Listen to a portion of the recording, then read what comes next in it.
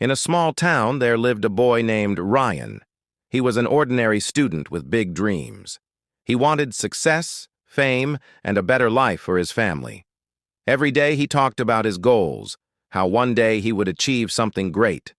But in reality, Ryan did not work as hard as he dreamed. He spent his days watching others succeed, wondering why life was unfair to him. One evening, after losing another competition at school, Ryan sat alone on a bench near the playground. The sky was turning orange, and kids were running home. Ryan stared at his shoes and whispered, "Why can't I win? Why can't I be the best?"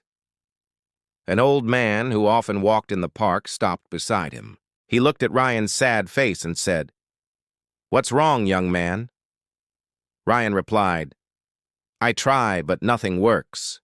Maybe I'm just not lucky." The old man smiled gently and said, "Luck is what happens when you work harder than others. Tell me, how much time do you give to your dream?" Ryan thought for a moment and said softly, "I study a bit. I practice sometimes, maybe 2 hours a day." The old man nodded. "And how many hours do your winners practice?" Ryan was silent. He never thought about that. The old man continued, "Let me tell you something, son. Everyone wants success, but very few want to earn it. You say you try, but trying and working hard are not the same. Trying is doing it until it gets hard. Working hard means doing it even after it gets hard." Those words hit Ryan deeply. That night he couldn't sleep. His mind was full of thoughts. He replayed the old man's words again and again. Working hard means doing it even after it gets hard. The next morning, Ryan woke up before sunrise. For the first time, he didn't wait for motivation. He tied his shoes, went out, and started running.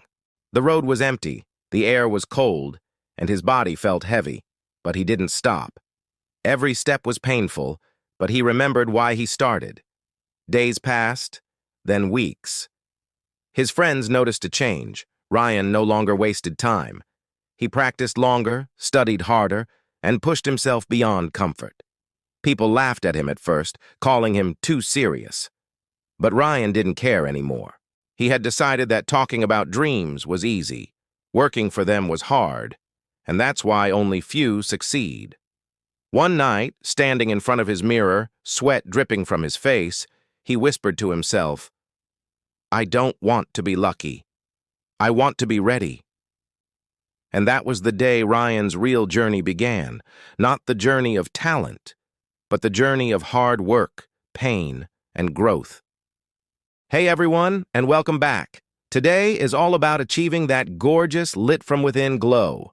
We're going to walk through my complete routine for dewy, prepped skin, and then layer on a beautiful, soft, glam makeup look that's perfect for any occasion.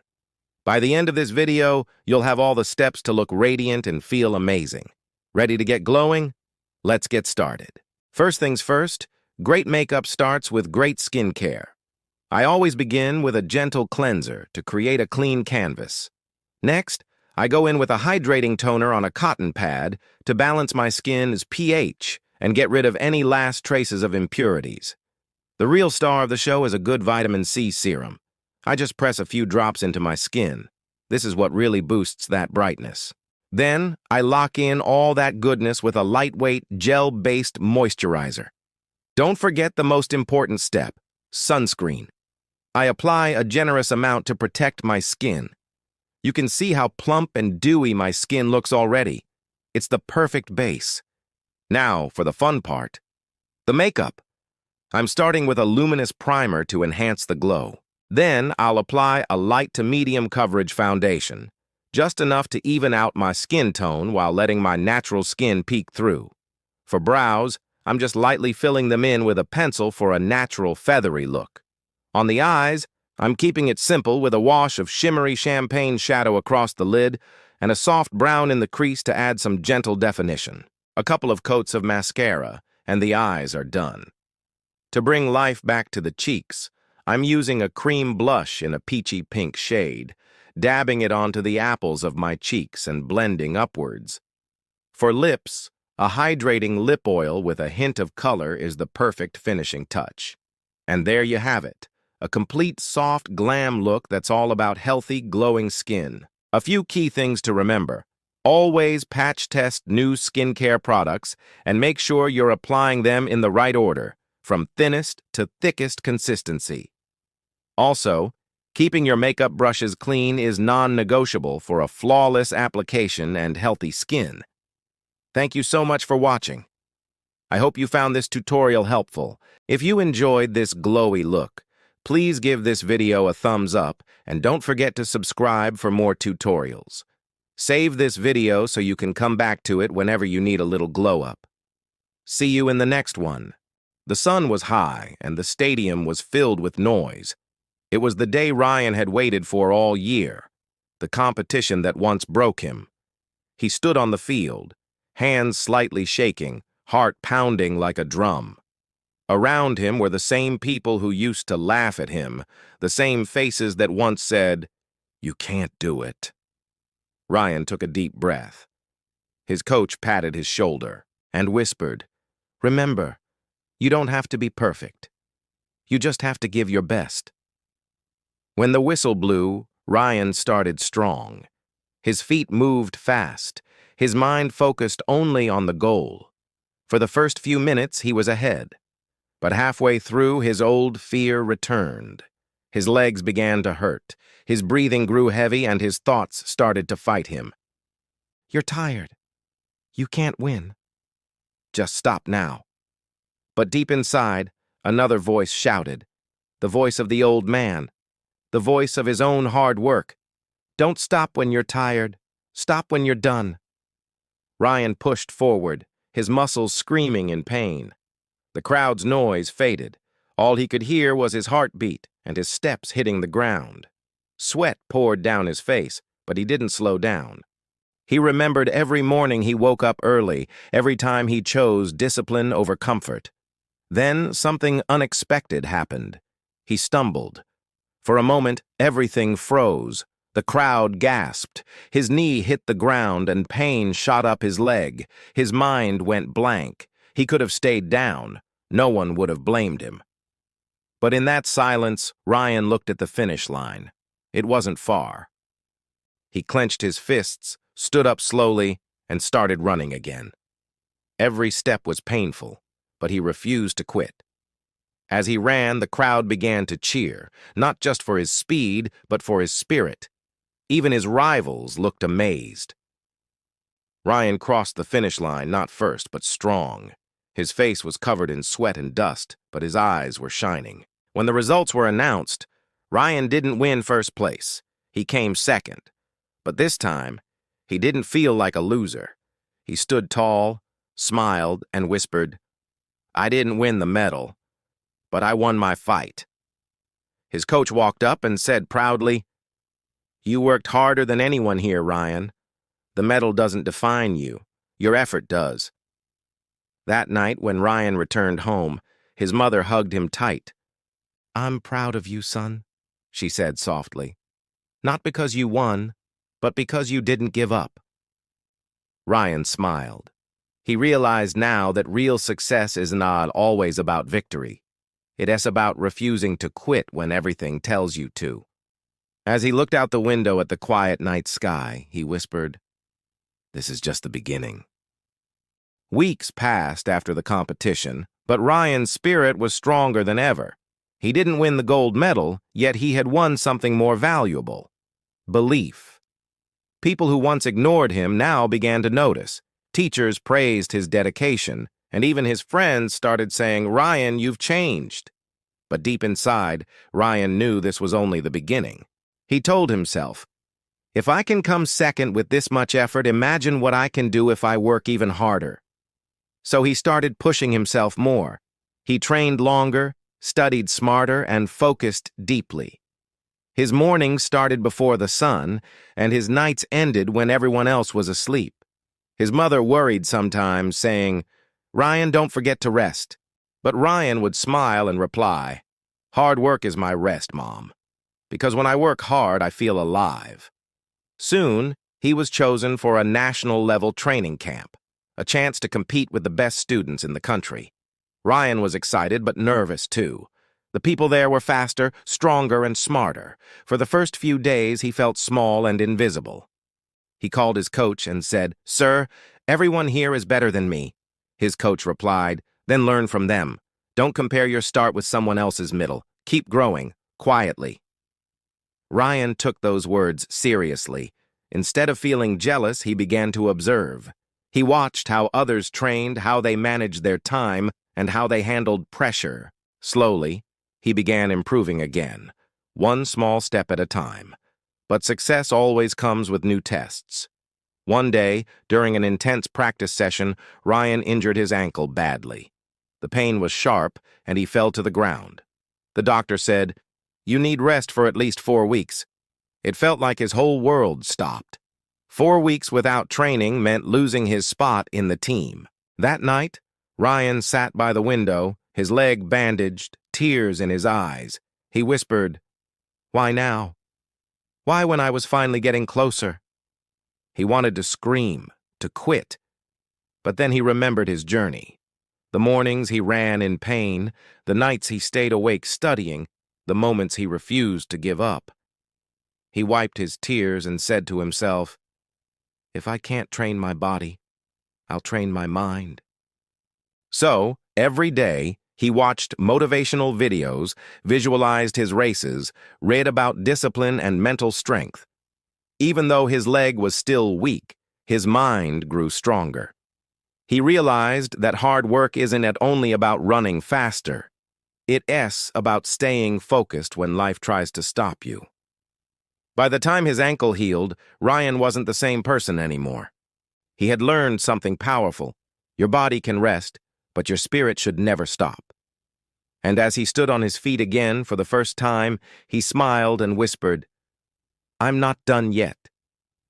The day Ryan finally returned to training was one he would never forget. The air smelled like new beginnings, and the field looked brighter than ever. His leg still hurt a little, but his heart felt stronger than before. Everyone thought he would take it easy after his injury, but Ryan had other plans. From the first day back, he trained harder than anyone else.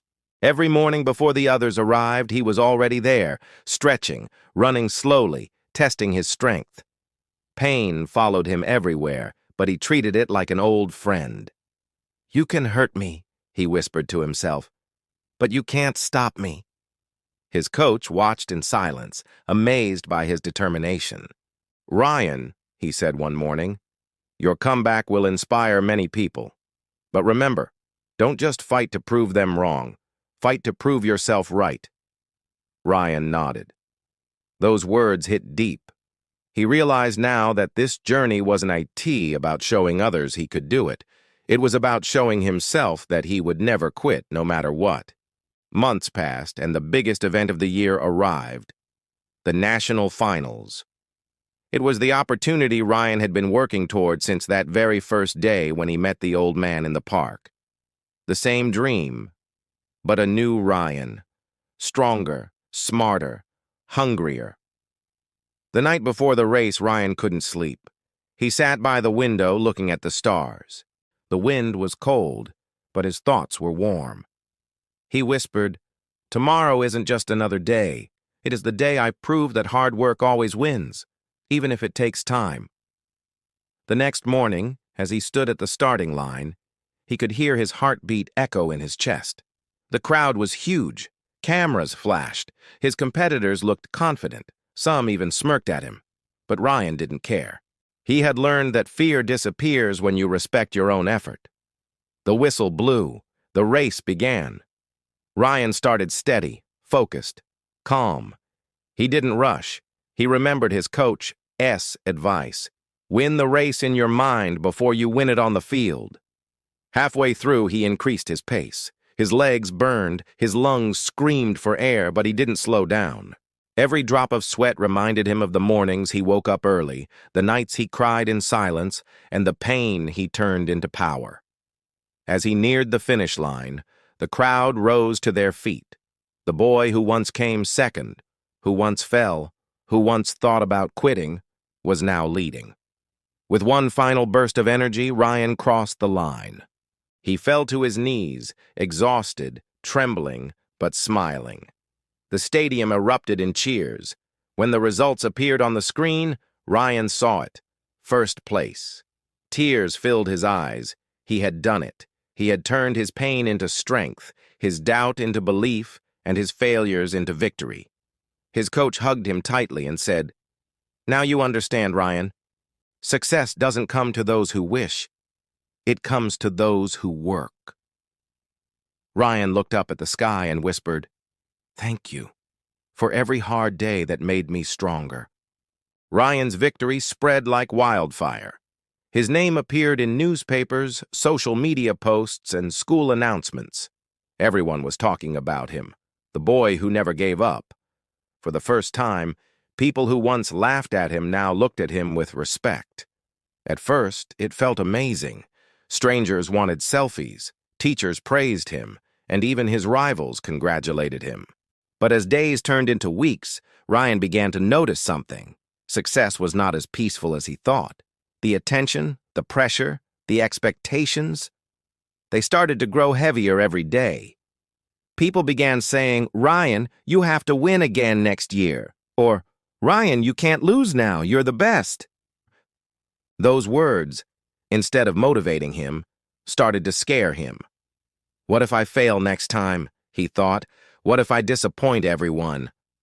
One night he sat alone in his room, staring at his medal. The same medal that once made him proud now felt like a weight. He whispered, "I worked so hard to win this. But why do I feel empty?" The next morning, Ryan went for a walk in the park, the same park where he once met the old man. To his surprise, the man was there again, sitting on the same bench. His hair was whiter now, but his smile was still kind. "Ah, young champion," the old man said. "You did it." Ryan smiled weakly. "Yes, I did. But something doesn't feel right. I thought winning would make me happy forever." The old man looked at him carefully and said, "That's because you're learning your next lesson. Success is not the end. It's a test. Some people fail when they lose, but many more fail when they win." Ryan frowned. "Fail when they win?" "Yes," the old man nodded. "When people taste success, they often stop growing. They forget what made them strong, the hunger, the pain, the discipline. True success is not about one victory, Ryan. It's about staying humble, staying hungry, and working even harder when the world claps for you." Ryan sat quietly. Those words hit him like lightning. He realized he had slowed down after his victory. He was enjoying the praise more than the process. That night, Ryan made a promise to himself. "I won't let success make me lazy. I'll work even harder now, not to prove anything, but to become better every single day." The next morning, before sunrise, Ryan was back on the track. The air was cold, just like the first day he started training. He smiled and whispered, "Back to work." He ran with a new purpose, not for medals, not for fame, but for growth. He understood now that real hard work never ends. It's not something you do once. It's something you live every day. As he finished his run, the sun rose behind him, lighting up the sky. Ryan looked at the horizon and said softly, "The race never ends. It just gets bigger." Years passed, and Ryan's name became known far beyond his small town. He went on to compete in national and international events, but more importantly, he became a symbol of discipline, courage, and relentless hard work. People often saw his medals, trophies, and victories, but very few knew about the sleepless nights, the pain, the doubt, and the times he almost gave up. Ryan never forgot those moments. They were the roots of his success, the reason behind his strength. One afternoon, Ryan returned to his hometown. He walked through the same streets where he once used to dream, where people had laughed at his goals. Now, children ran up to him shouting, "Ryan, Ryan, you're our hero!" He smiled and sat down with them under a tree near the playground. One curious boy asked, "Ryan, sir, How did you become so strong? Were you always this good? Ryan laughed softly. No, I wasn't strong. I was scared. I was lazy. I was just like you, full of dreams but afraid to work for them. But then one day, I met someone who told me, working hard means doing it even after it gets hard. The kids listened quietly as Ryan continued. There were days when I wanted to quit. Days when I cried. Days when I thought I would never make it. But I kept going. Because I realized, no one will fight for your dream except you. And if you stop, your dream dies. He looked at their faces and said, if you want to be great, you don't need to be lucky. You need to be consistent. You need to be ready to do the work when no one is watching.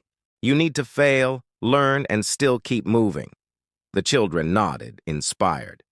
One of them asked, do you still train now, even after winning everything? Ryan smiled and pointed toward the rising sun. Yes, I do, because hard work never ends. The moment you stop improving, you start falling behind. The real goal is not to be better than others. It has to be better than who you were yesterday. Later that evening, Ryan visited the park one last time. The old man wasn't there anymore, but Ryan sat on the same bench where it all began. He whispered to the empty seat, you were right, sir. Luck doesn't make champions, hard work does. As the wind brushed his face, Ryan closed his eyes and smiled. His journey had come full circle, from a boy who dreamed to a man who inspired. He stood up, looked at the horizon, and said, if you're watching this, remember one thing. Your dreams are waiting for you, but they won't wait forever. You have to work harder. The screen fades to black. The music rises, and Ryan's voice echoes one last time. Don't wish for it, work for it. Work.